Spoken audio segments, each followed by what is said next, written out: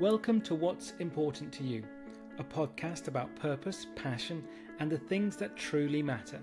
I'm James Dean, life coach and host, and each week I sit down with inspiring guests from all walks of life and ask one powerful question: what's important to you? Their stories will spark reflection, fuel your goals, and remind you what really matters, so you can move forward with clarity and momentum. In today's episode, we explore the connection between how we think, how we feel, and how we behave, and why understanding that connection might just change everything.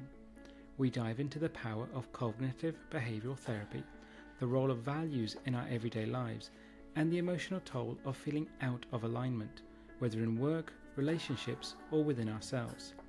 You'll hear about anxiety, resilience, parenting, career transitions, and how awareness and curiosity can lead to real, sustainable growth. Our guest has worked in schools, in boardrooms, and with individuals, always with a focus on empathy, psychological safety, and creating spaces where people feel heard and understood. She's a therapist, a trainer, and facilitator, and someone who believes deeply in the importance of doing the work, not just talking about it. Today, we find out what's important to Nicola Culloty. Hi, Nicola. Thank you so much for joining me today. Thanks, James. Thank you for having me. Lovely to see you. Absolutely. Delighted you're here. Really looking forward to this. So we're going to dive straight in, Nicola, with the first question, which as always is, Nicola, what's important to you? So what's important to me is values and knowing my values, living by my values. And yeah, I have found helping others with their values as well. Value exploration. All about values today, James. Interesting, love it. Perfect stuff. So so if we take the values is the sort of top level. So what then, if I was to ask you, what are your most important values then? I think integrity, compassion is definitely up there. And then I try to have 3, but there's always a little bit of I think I'll have to have 4, because creativity is actually really important to me, and growth as well. So I would probably have 4. So integrity, growth, creativity, and compassion. Love it. So, and with those, is that something that, because I'm always interested with values, is that something that you just had or you had to kind of figure out? Oh, figure out. Okay. Absolutely. And I think it was actually, so I'm a cognitive behavioural therapist. Yep. So I work with people around how they're thinking, how they're acting, how they're feeling, and from a very objective space. There's no, judgment around that. And when we would explore our thoughts, our feelings, our behaviours, we can see the importance of those values that we have in shaping those behaviours or those thought patterns. And the reason I am a cognitive behavioural therapist is because I did CBT myself. So really anxious child, really anxious teenager, and finally as an adult found CBT. And yeah, so I wouldn't have been aware of my own values or the importance of them. And I suppose in 2 ways, both me exploring my own values, but also working with others to explore their values and how those shape them. Led me to become really interested in values and how they shape us. Interesting. So it's interesting as well, though, the fact that the thing that you do now is the thing that you helped you in yourself in being CBT. So let me take it back then to first, in a sense of your first experience as someone who's using it as a therapy. So tell me about that experience, and then we'll come into how you've then become the therapist yourself. So what was your first sort of experience of using it for yourself? Yeah, so I would have definitely done other types of counselling as a young adult. So maybe like in my early 20s would have been to counsellors, and all very helpful. But it really, I suppose, developed for me as like a somatic experience. So I remember I was a primary school teacher and being in school one day and having a really severe pain in my chest. Now I was like really early 20s. Yeah. And I remember calling my mom and saying, I have a really bad pain in my chest. Like, can you collect me? And she collected me and brought me to the GP, who gave me a letter. And I thought it was a letter for the hospital, go straight into A&E, you're having a heart attack. But I wasn't. And obviously, because I'm still here 20 years on. And he gave me the information for a cognitive behavioural therapist. And I was quite insulted. Like, I was looking at him thinking, I'm obviously having a heart attack here. Yeah. And you're sending me to a cognitive behavioural therapist. But he was obviously right. I was experiencing heart palpitations, chest pain, stress. And a lot of that, most of that, I would say, was coming from me just feeling so anxious going to work and, you know, being a partner. And I wasn't a mom at that stage, but I was just anxious. So I went to this cognitive behavioural therapist and we started exploring how I was thinking and how those thoughts might be having an impact on how I was feeling, both emotionally, but also physically.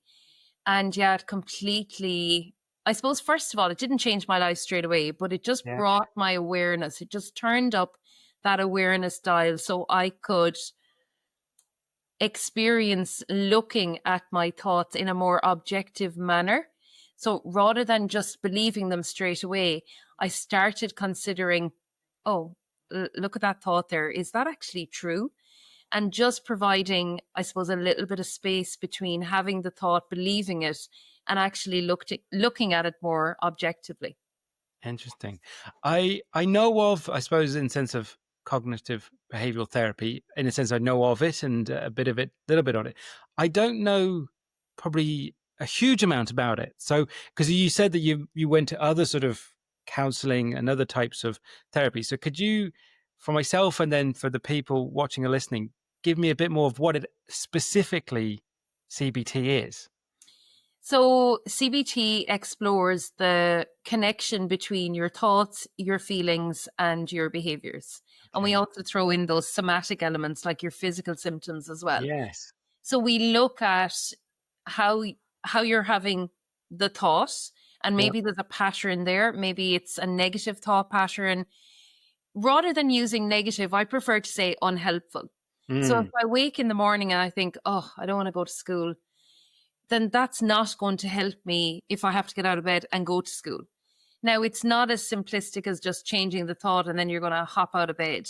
But it's just looking at how in one of those components, thoughts, feelings, and behaviors, how changing one of them has a domino effect on the others.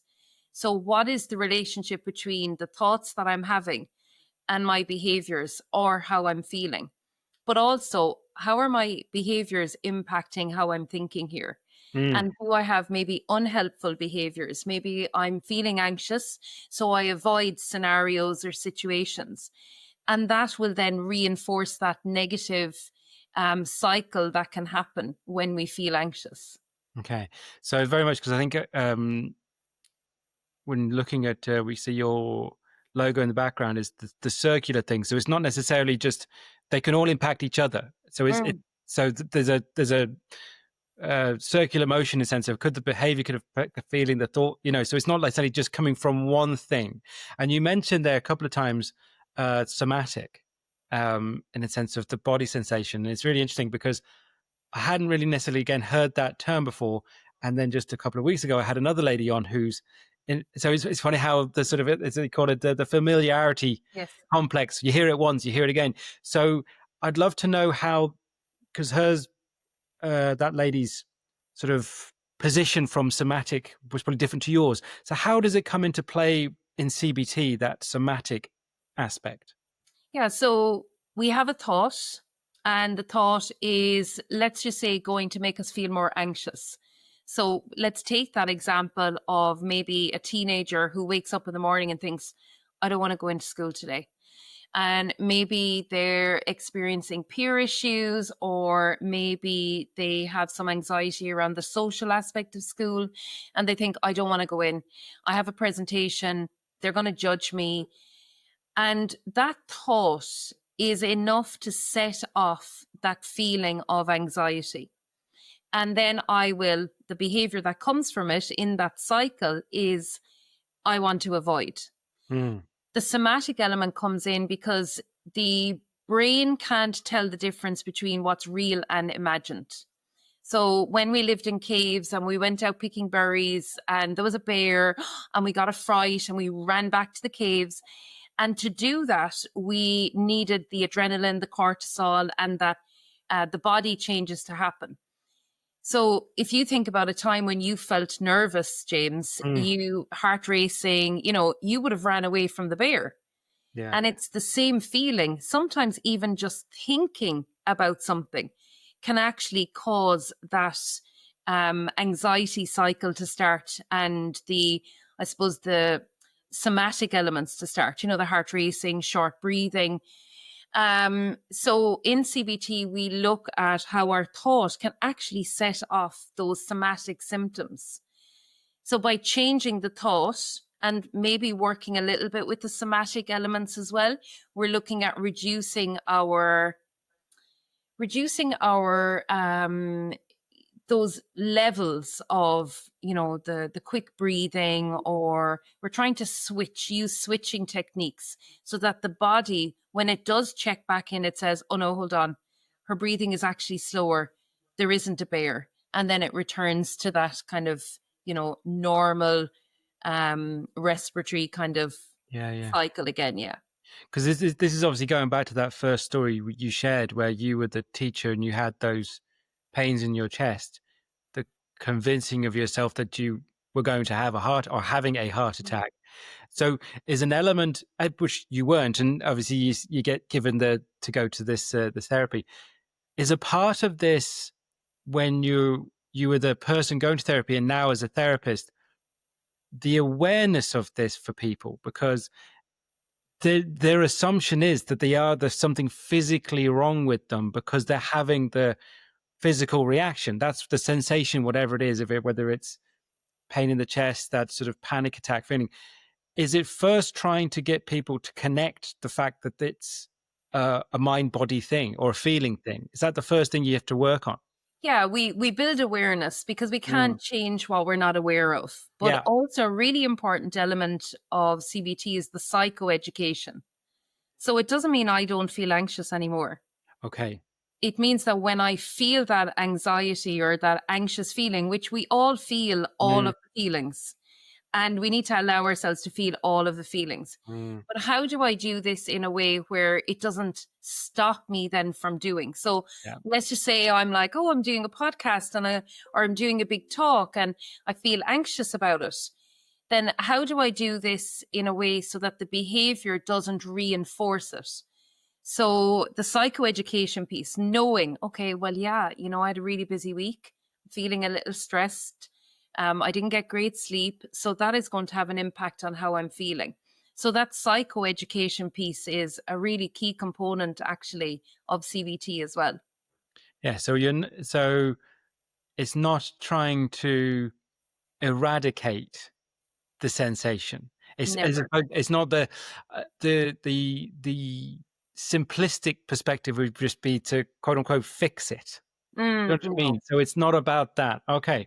So take me through then. I'm so interested in the sense because I say I'm not into the detail. What would be like a typical CBT session or series of sessions look like? So let's just say somebody is feeling anxious, general anxiety. So we first of all look at how it's impacting them, where it's impacting them in their lives. And I should say it's different for everybody, and every therapist will work in a different way. So for me, it's person-centered as well. So CBT, it doesn't have a bad name, but it has this name for being very goal-focused and not exploring the past and not being person-centered. But I have to, sing in its favor that it absolutely is. We do look at the past. We look at connecting your experiences. We make hypotheses around, why you might think that way or feel that way or behave in that way. But again, nobody can say with certainty that this is definitely because of this. So we look at, what are the factors that might be impacting it? And we might start in a place where we ask a person to keep a thought diary. So very objectively during the week, before you feel like, we're not looking at the thoughts maybe where you feel ecstatic afterwards, because they're probably not the negative thoughts, the automatic thoughts. So we're going to look at what is the feeling. And if it's around anxiety or stress, okay, let's check in and see, what thought did you have first? And what thought did you have before you had that feeling? And then we keep a record of it. What was the situation? So what was the situation? Were you at work? Were you at home? Maybe you were going to school. Maybe it was when you woke up in the morning. What was the thought? What feeling came from it? And then what did you do? So we just start in that space where we're kind of gathering data. I know that sounds very clinical, but gathering data so the person can move from an emotional space into an objective space. So CBT looks at strengthening the thinking part of the brain. So when I was anxious, I would have given my limbic part of my brain, which is the feeling part of the brain, a great workout. It was really strong. Whereas your prefrontal cortex is the part of the brain that you feel the feeling, and then the prefrontal cortex makes sense of it, makes meaning from it, regulates it. So if I am feeling anxious, I probably have a limbic brain that is really, really active. And that's how our brains would have been when we lived in caves and we needed to be reactive very, very quickly. So CBT looks at developing and strengthening that prefrontal cortex, the logic part of the brain, problem solving, planning, prioritizing. But first of all, we're just looking at thoughts and gathering data. And then we look at a technique generally called cognitive restructuring, which is exactly what it says on the tin, restructuring your thoughts. Now, we're not going from I'm going to fail the test to I'm going to get an A. Yeah. So we're not just flipping it to the positive, because the brain won't believe that and you won't believe it either. Yeah. So we're going to move into a helpful zone. So my thought is I'm going to fail, which isn't helpful. If I'm going into an exam and I'm thinking, I'm going to fail this, not helpful. So let's change it to something that's more helpful. What do I need to do? Who could help me? What support do I need? And I'm also asking questions there. So my prefrontal cortex will start answering them and trying to find an answer. So it's really about using different pathways and exploring alternatives. Is it? And from the questions they're sort of asking yourself, they're more open type questions as well, versus the sort of the yes, no, sort of the pass fail as such, So as you say, to get someone thinking about a different situation in a much more fluid, that's my word, but you know what I mean? Less definitive. Yeah. And I actually was giving a workshop last week to a company, and we were looking at, and it just came to me as I was giving the workshop that it's very blinkered, it's very rigid. And all we're doing in CBT is asking you to open it up. So instead of having the blinkers on and just being like, right, this is what's going to happen, it's like, is there an alternative? Yeah. And that's what my therapist would have worked with me on a lot. She would have said, is there an alternative? Yeah. I had never considered an alternative to I'm having a heart attack, or, if I was teaching that it was the catastrophic element, if a parent rang to speak to me, it was like, what did I do? I'm in trouble. So exploring alternatives, or, I would work with clients on, okay, so you're thinking worst case scenario. And I respect people's thought process. And you're thinking, I'm just asking you to consider what's the best outcome. And now what's the most likely? And when we just take a little bit of time with it, rather than believing every thought we have, we just move into a more objective space. Like, yes, there might be. It might not go that way. Yeah. The way you're putting it, the alternative is that question that I would have learned back into my sort of coaching qualification of one of the most powerful is what else? Yes. That again, of just that and asking, and what else? And Mm. because again, very much in the sense of what you're trying to enable that person to actually, and it's not, and I think you can correct me right if I'm wrong, but it's not necessarily thinking that you have to choose one of those things. It's just about trying to get people to think that there are other options. Because I think, and I'm wondering if you find this, that we work with people, they think that as soon as they see something, that I have to do it that way. You know, they're getting very sort of rigid into a way of being, way of thinking, instead of thinking that they have more agency on themselves than they maybe believe that they do. Mm-hmm. And getting them to, because I think you've mentioned a few times the whole thing of it's non-judgmental as well. It's you're not trying to prescribe a way of them to be. Is it very much trying to get them to figure their own way through this? Yeah, it's just to consider an alternative. Yeah. What's another way of thinking? Yeah. And that will, talking about the somatic, that way, by just opening that up, that will reduce some of the somatic element to it, which can actually really reinforce it. Yep. So, because when we are in that somatic zone, where it's probably not a somatic zone, but when we're in that real physical zone, like when I'm running away from a bear, I don't need to think about anything. Yeah. So I'm not considering that there might be another way. Yeah. So I think it's really about asking people to just consider alternatives. And then with neuroplasticity, which is what CBT is based on, every time you think a particular way, you act, you do a behavior, you feel an emotion, the neuron and the neuron connect, and then they keep connecting every time you think that way. And I always say to people, if you've been having this thought for 20 years, that's a strong pathway. So the first time you restructure it or reframe it or think a new thought, it's a new pathway. You have to keep thinking that new thought, keep considering the alternative, and over time that pathway will become strong. Yeah, 100%.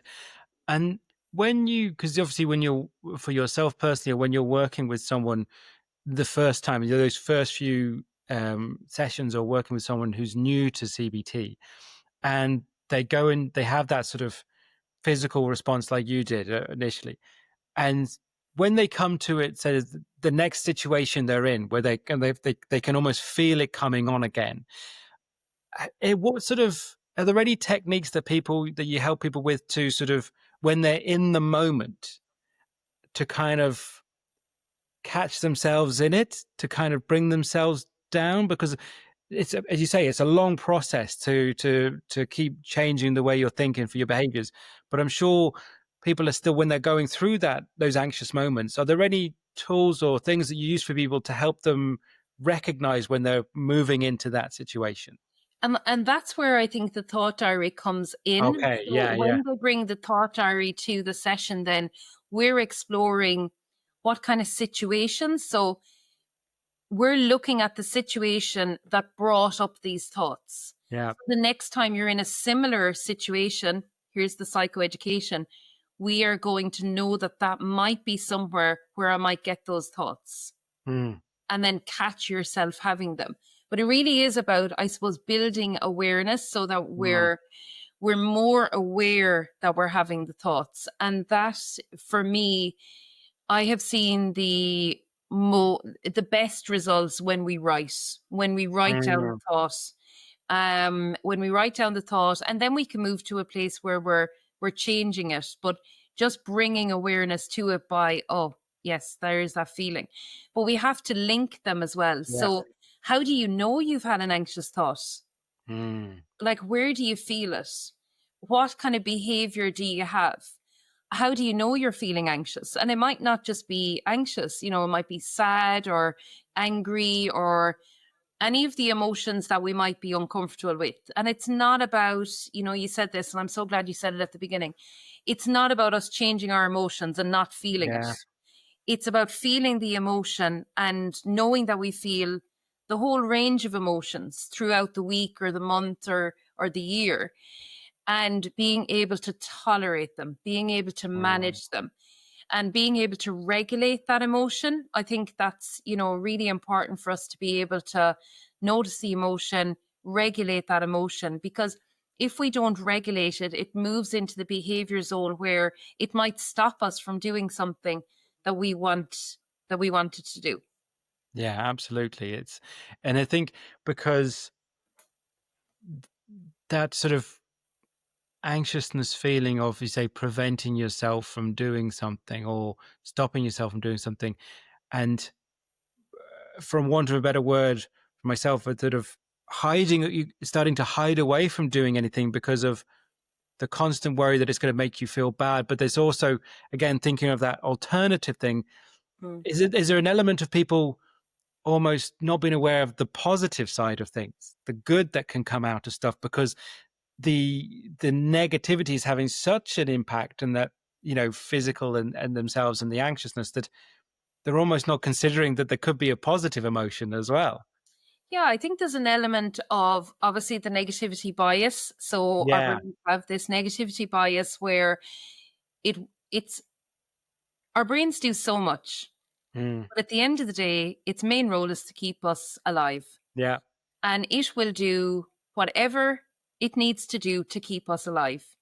So it will tell you that you are in danger by speaking up at a meeting, or it will give you the feelings like you're being chased by a bear when you're doing an exam, because it gets that sense that you're in danger. And the one thing that I think is important to mention, James, is its perception.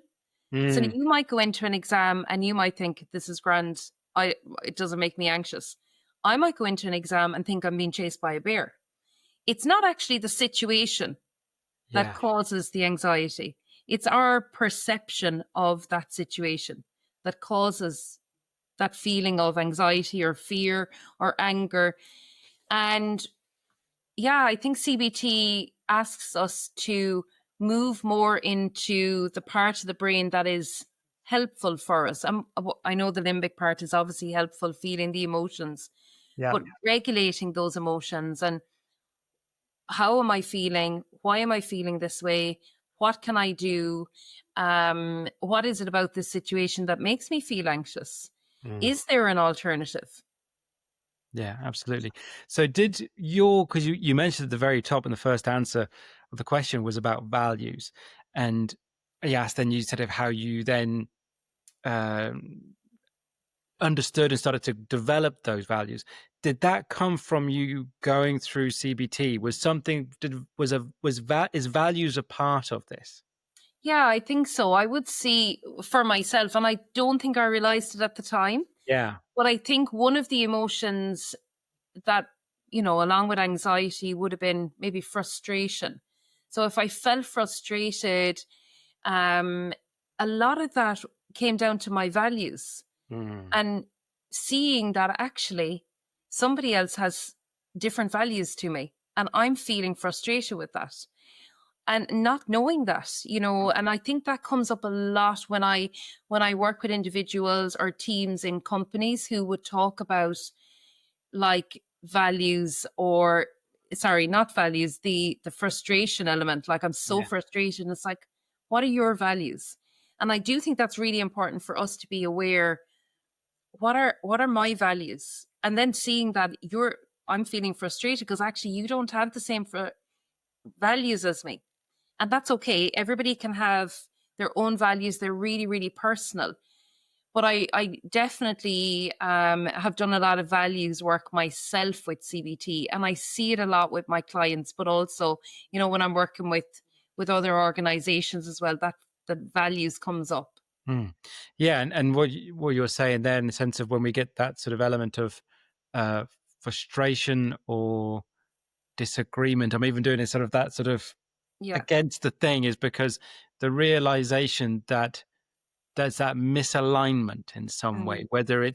whether we're doing something ourselves that's against ourselves. So that's kind of like a real big one. Or as you say, when you're in a group environment, whether it work or team or school, and like even that sort of when someone, I'll give the most simplest example I can think of. If one of your values is about sort of time and being on time, and someone else doesn't value that, and they're always late, or they're always the last person, you know what I mean? They do the stuff, but so there's an immediate butting of heads because the person doesn't, it's not even in their consciousness. It doesn't mean they're a bad person. It's just not something that they pay attention to because it's not as much of a value to them. So it's that comes back to that piece we were talking about all through the chat so far, is that awareness piece again, though, of yourself and of others as well. Yeah, and I think being able to name it, being able to say, I can actually see that this person doesn't value time, but I really do. And actually, that's one of the ways that we can explore our own values. Like, what do you like in other people? What really annoys you about other people? You're like, oh, it's when people are late. Oh, maybe one of my values is around time. Yes.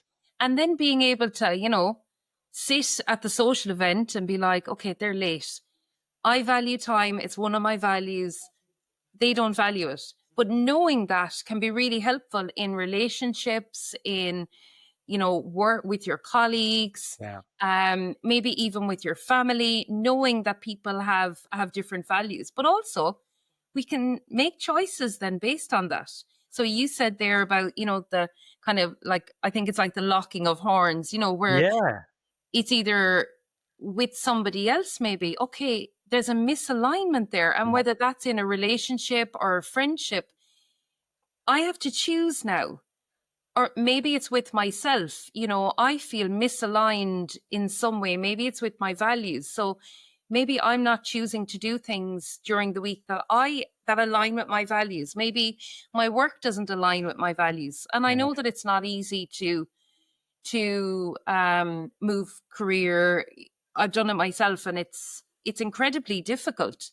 So yeah, I think it's really important to be aware of them and be aware that then we have to make a choice. If somebody has different values, I can choose then to say, oh, that actually doesn't align with my values. And I'm not saying we have to go around with, a tick board saying, oh no, I value time, you don't, bye.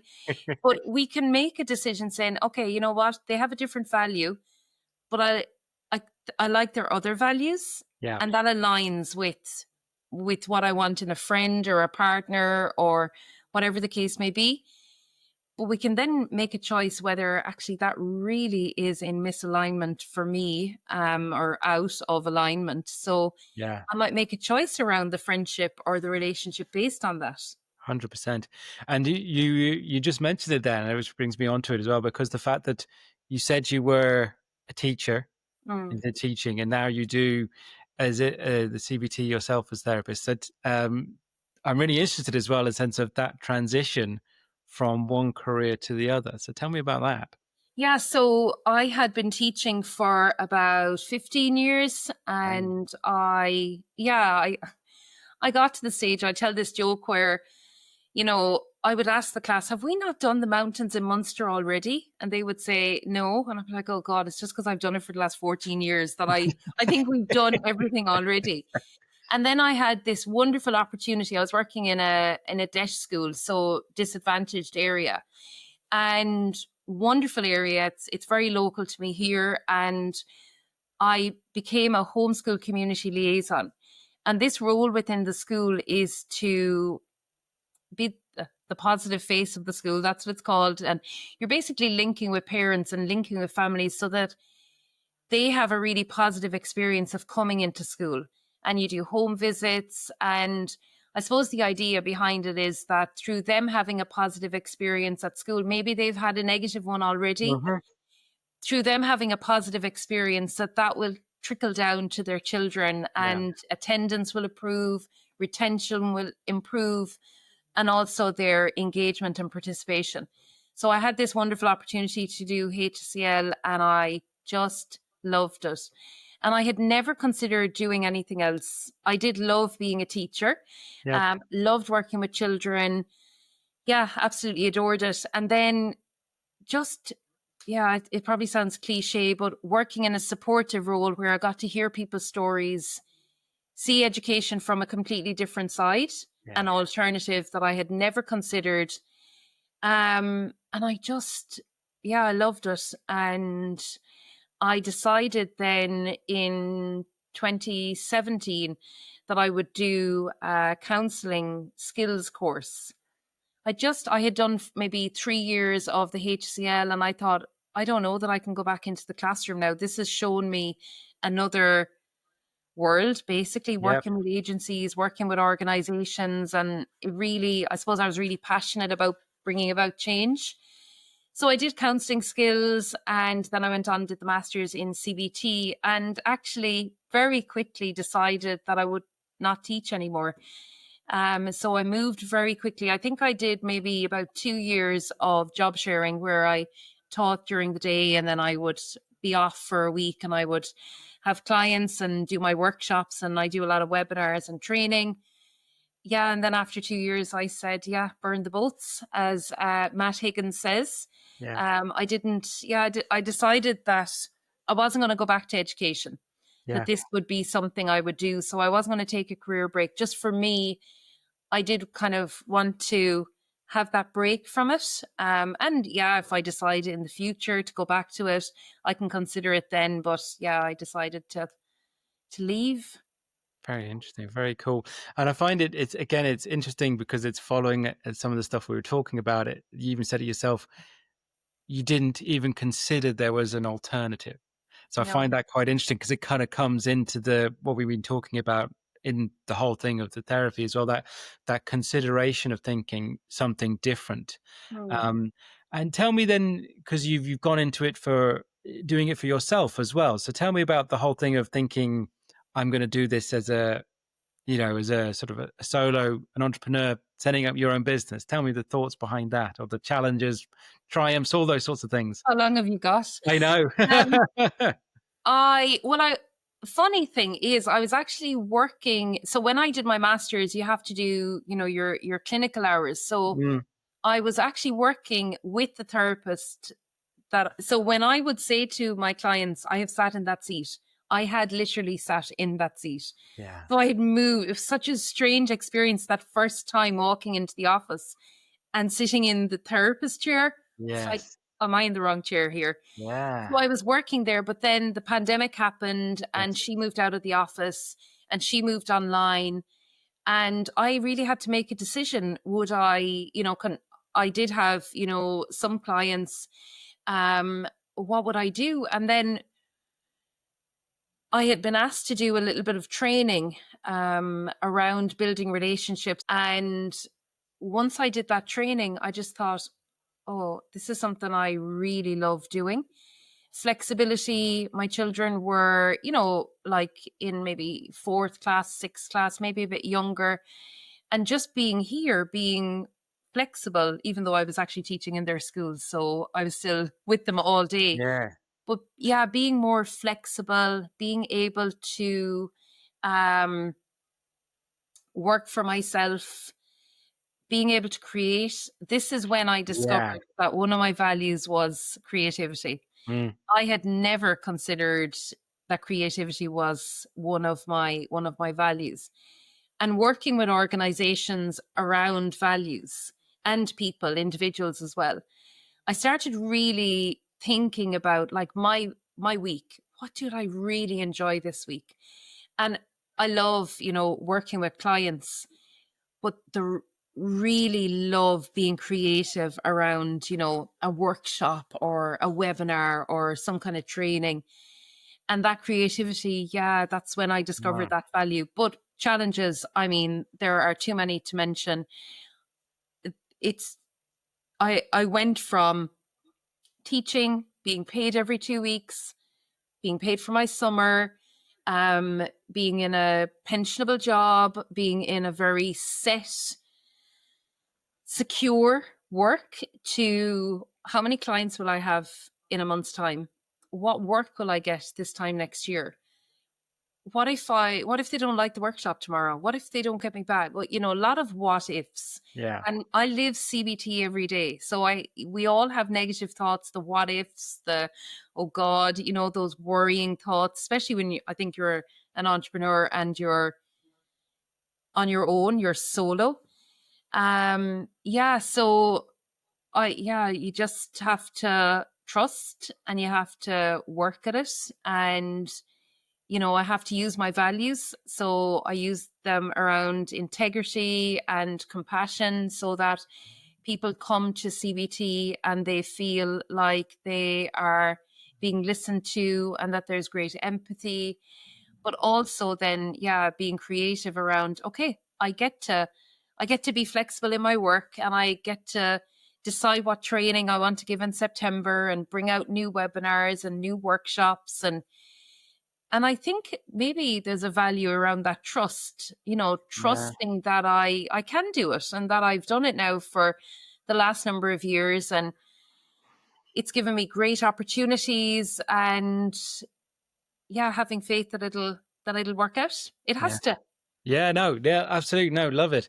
And it's interesting as well, because you do, from sounds of it, you do individual stuff and then you do the group side of stuff as well. Is that right? Yeah. So my main work is an online practice. So I set up an online practice at the beginning of the pandemic. I never had to move offline, actually. Yeah. And then a lot of my work would be bringing CBT training to companies, to the workplace, also in education. So work people who are supporting anxious teenagers, who are learning how to manage their own stress in education, because it is a really stressful industry. And then, I suppose bringing programs around values, CBT. I do a lot of work around unconscious bias. And I suppose a lot of kind of behavioral work to companies as well. Interesting. Yeah, and interesting. I think it's an interesting sort of mix of environments there as well, in a sense of from the educational side of stuff, or in the education industry, if you want to call it for a better word, and then in sort of corporate. Is it kind of corporate type stuff? Is it you do? Yeah, companies and organizations. Yeah, companies. Yeah, I say that it's very different. Is it different dynamics? I'm interested, or is it kind of? Do you see some similarities across the board? Yeah, I think there's similarities. CBT. People would say to me, "How does CBT work for children or teenagers or adults?" Yeah, and the concept behind it is the same. It's that your thoughts are connected to your feelings and your behaviors. How we reach people is different. So how I reach children is completely different to how I reach teenagers, and how I work with adults is different as well. So if I'm working with a team, then that is going to be different because the dynamic is different. Whereas when I'm working with individuals, it's their values. Whereas when you're working with a team, it's about how do we identify our own values? What is the organization or the company's values? And how do they link, and how can we bring them in? Yeah. No, it's interesting. Yeah, no, it's the audience is dictating or giving you the guide of how you're going to deliver the information, but the information is effectively the same. It's how they're going to receive it is going to be in a different way, is it depending on the audience. Yeah, no, absolutely. And I'm interested then in when I chat to people, in a sense of when you're going through like a workshop, it might be slightly harder. Is it just one day? Do you do multiple days? Or is it like an hour? Yeah, it depends, because I'm not a huge fan of tick the box. We have a certain budget and we want to. So exactly. I actually think I'm discovering loads of values myself today, but impact is another one. Yeah. You want it to bring impact. You want it to make a difference. So working with companies or organizations who want CBT to be really helpful for their teams, for their individuals. And that depends on what the needs of the company are. So maybe they're looking at building their team dynamic, building their participation, their engagement, how well they work, how well they communicate. And CBT is, I suppose it comes into so many different areas, James, like comes into communication, assertiveness. Yeah. Yes, those emotions like anxiety, emotional regulation, how we are with people, relationship-based practice, unconscious bias is a huge one in the workplace. So it comes into so many different areas. Yeah. You talk about a lot of areas, and I've worked with people who have said, "Oh, focus on one," and Yeah.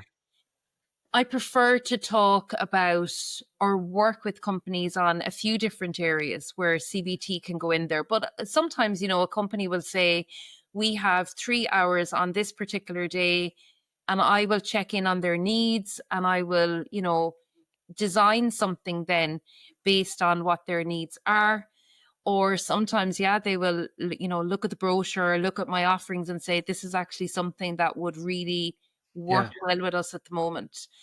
So it depends. Sometimes it can be over a couple of weeks. We can meet, once a week, but generally it is, a couple of hours a workshop, or we might do a few of them over, 12-month period. I'm almost finished actually putting my online course online. So this will be, a boost program for self-paced for companies as well, because I think you need to, work is more flexible now. Yeah.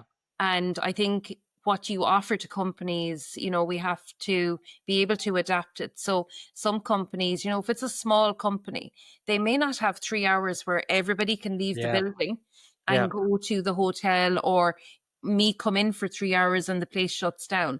So being able to, open it up, offer alternatives, do like self-paced programs, or, online delivery, whatever suits the company. Yeah. I think the two things picking up again there is like, again, that continuation of the creativity to think of the alternatives and how you can reach as many people or many companies as possible. But again, that word of impact, you know what I mean? It's that thing of, being through a sort of a career in that space myself prior to what I do.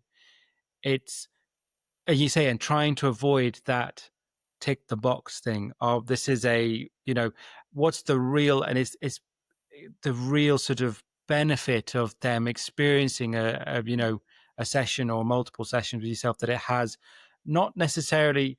This is where from a personal perspective, you want to see it that it personally, I'd want to see that the impacts hopefully positive, obviously, on the company, that it creates whatever positive dynamic within that space, but on the individuals as well, that they can take something away that's not necessarily, it's in a work environment, but it will help them in every aspect of their lives, not necessarily just in the workplace, that it actually has that positive ripple effect across themselves. That's what I would think you'd want to see from any of the things that you deliver.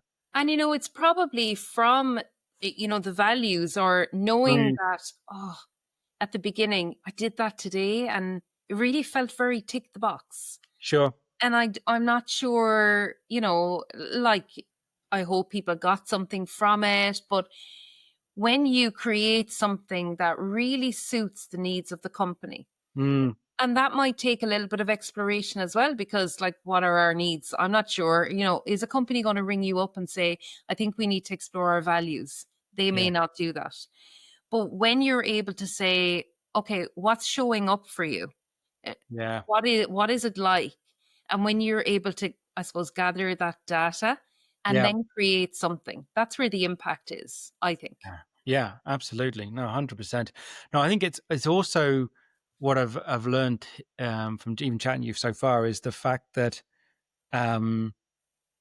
it can be used across so many different areas, in the sense of whether it be individuals, group, from, I think from my assumption was the example of yourself, the sort of that anxiousness, in a sense of the sort of almost, I don't want to, the word in my head is crisis, but I don't want it to over dramatize it in a sense. But you don't mean that was the sort of, you go into the doctor's, you need to go to get CBT.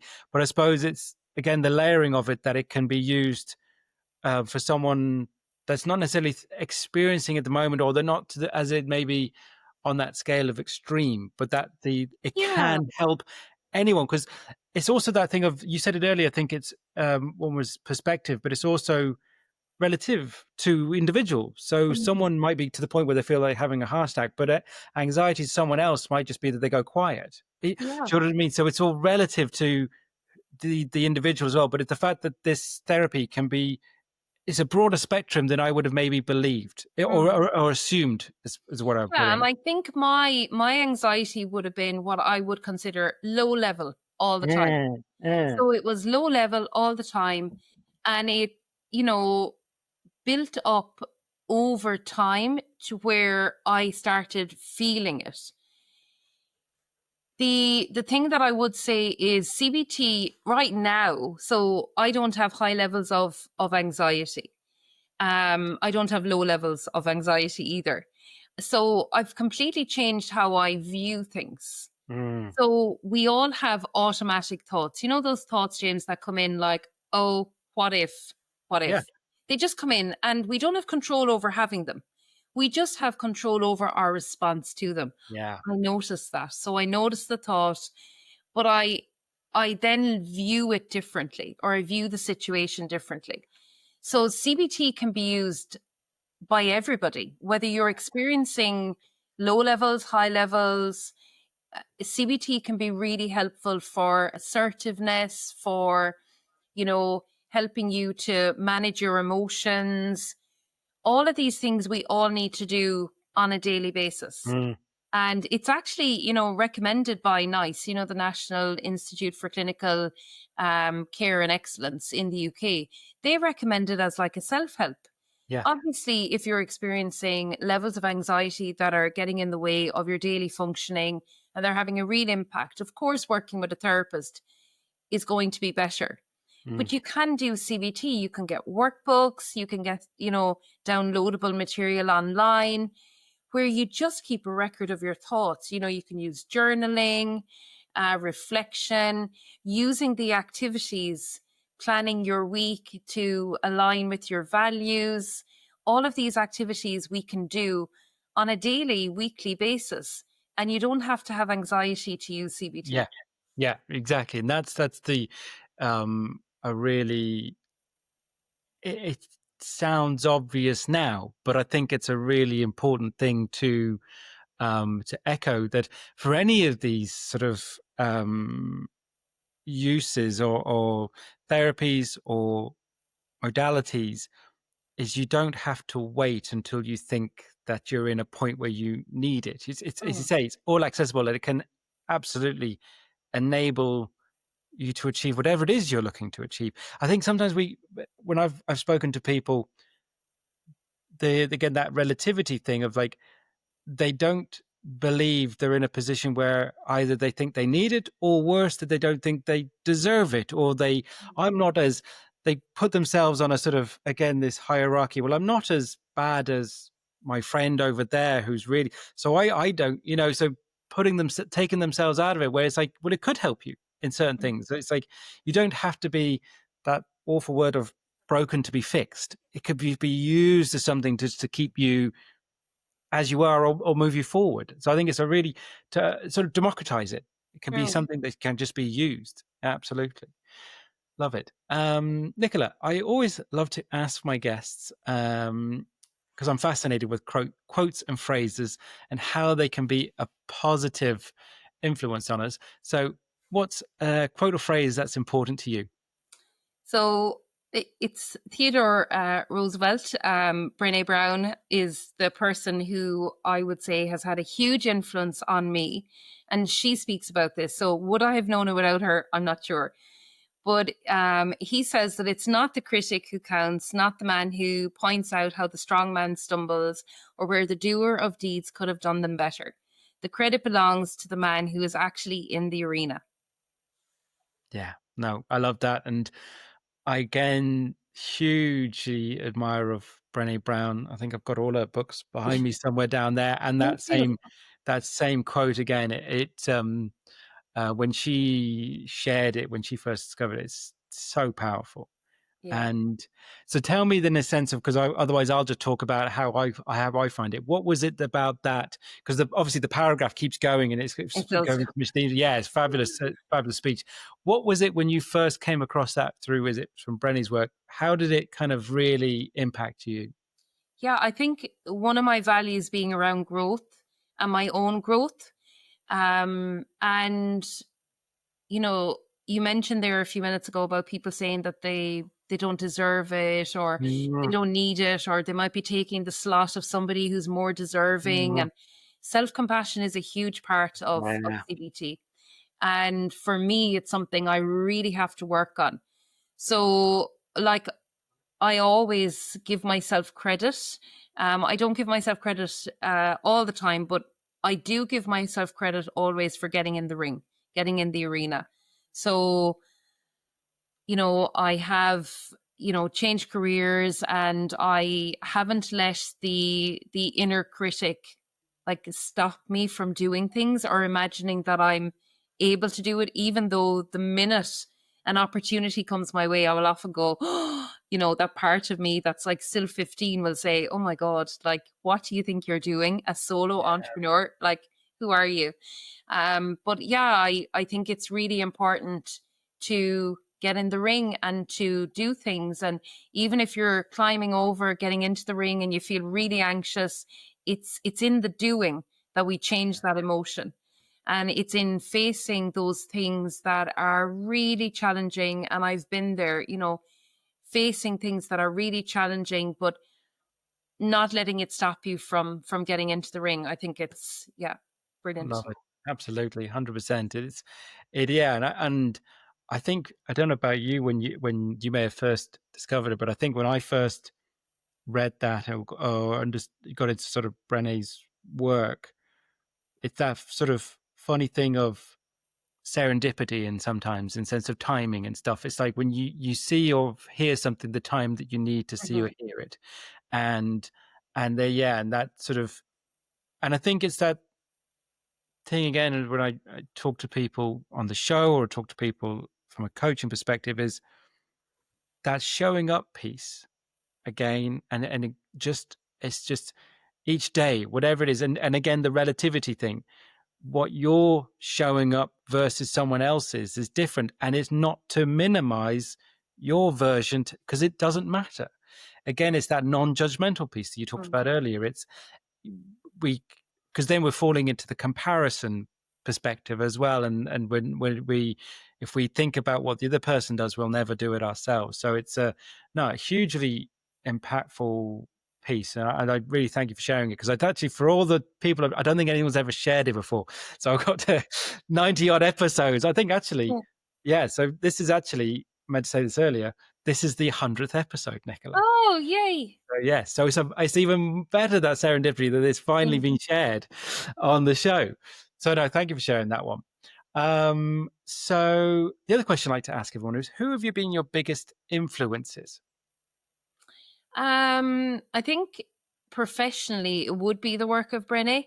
Yeah, Um, yeah, I just think sometimes when you can listen to people, you can maybe there is a sense of like you're actually talking to me right now, like, in the, like you said, the serendipity where you're listening to something and it's just so impactful.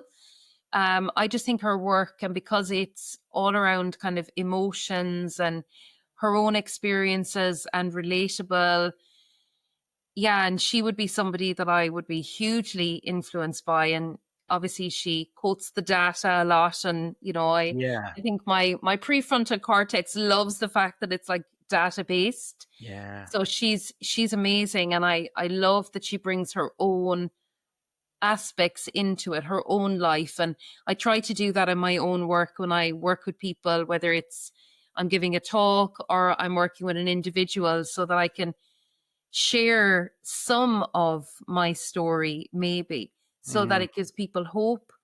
It shows them that it can work. And also, yeah, like, I do a lot of work around parenting as well. And sharing my own parenting fails can just help you connect with the audience in a way that, yeah, and that's what Brené does as well, you know. Yeah. And I don't think I would be able to be as authentic, I think, as I try to be, or as I am with people, if I wasn't so influenced by others and looking at their, you know, values around being authentic, being real, sharing it, you know, telling it like it is. Yeah. It's when you see others doing it, you go, yeah, we can do that. We can tell people how challenging it is, hard it is, you know, how we've done well, or whatever the case may be, and make it real. I Yeah. think that's what she does. No, absolutely. I absolutely echo. And for anyone who's watching or listening, if you don't know Brené's work, it's just wonderful to get involved in. Absolutely. And it's her, what I love is, you kind of said it herself, it's her combination of the data of the research that she's done, that's this body of huge continual body of work, and then pairing it with her own life stories, things, but then bringing in the combination of the emotional side of stuff and then the data driven side. Well, So it's not one or the other, it's both together, and how those things can work and be impactful, and, you know, really be a positive. And that the thing is, like, what I love is it's again very much like what you're trying to do yourself. It's about then the doing. It's mm, and then how do we take all this information? How do we take all this data and actually implement and enable people to, that you said, of the helpful side of stuff? What can we do in that? So no, she is wonderful.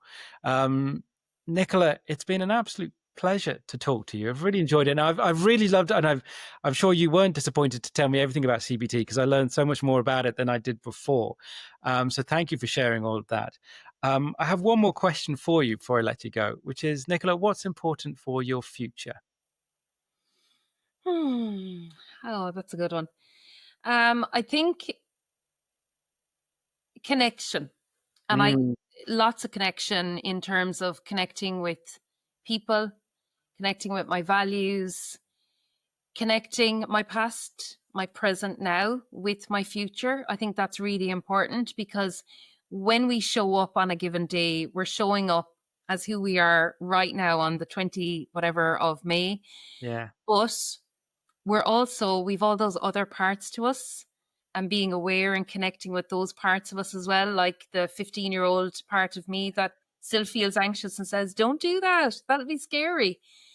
So I think connection with others, with, you know, my values, with past, present, future. yeah. I think that's going to be really important for my future. Love it. Absolutely love it. Again, thank you so much, Nicola, Thanks, for Jane. joining me. We're going to make sure that all of where people can follow you and find you online is in the show notes. But if you would like to give a shout out now of where people can connect and follow you online. Yes, you can follow me at Full Circle CBT on Instagram. And you can also go to my website, which is fullcirclecbt.com. Fantastic. So lovely. So those links will be in the notes, everyone. So make sure you follow and check out Nicola's website. Nicola, again, once more, thank you so much for chatting to Thank me you. today. Thank you, James.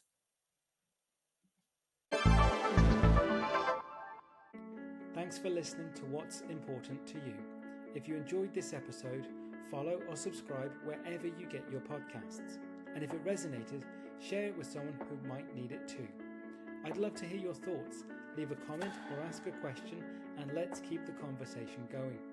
I'm James Dean, and I'll be back soon with another real conversation to help you reconnect with what truly matters. Until then, take care and stay curious.